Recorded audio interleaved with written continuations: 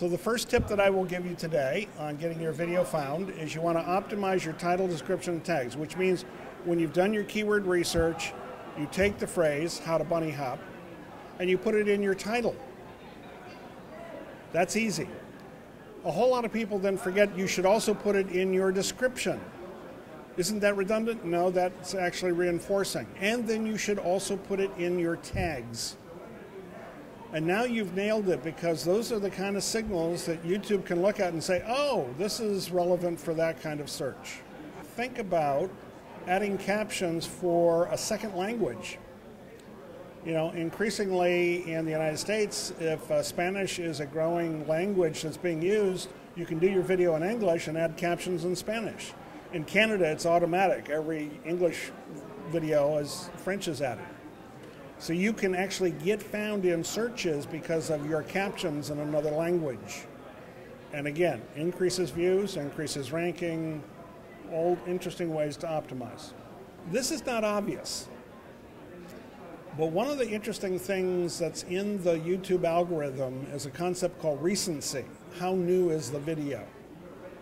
And what that means is you want to be uploading a new video at least a week to your channel.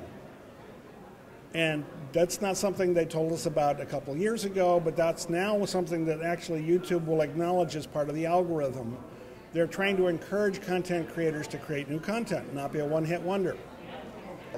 But the number 2 video in YouTube is not the number 2 video in Google. So they actually do have different algorithms. And the number 1 video was doing enough things right on enough dimensions that it ended up number 1 in 2 places. But that's not an automatic. Just because you're doing well on YouTube does not guarantee you will do well in Google. It's a different set of criteria. Google indexes, how Google indexes or what they index, you know? Virtually every YouTube video gets indexed. They generally don't miss a video on YouTube.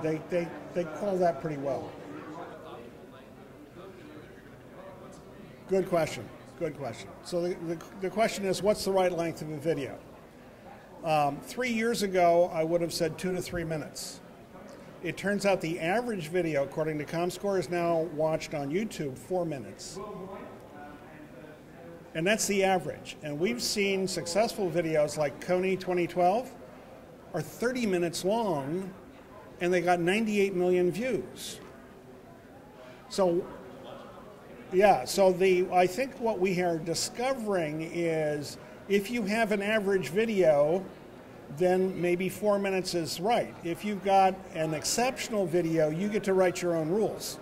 So if you're telling a story that is that compelling that people will watch it for 30 minutes, don't stop it at 4 minutes and say, I'm sorry, I just can't tell you more of the story. Keep going.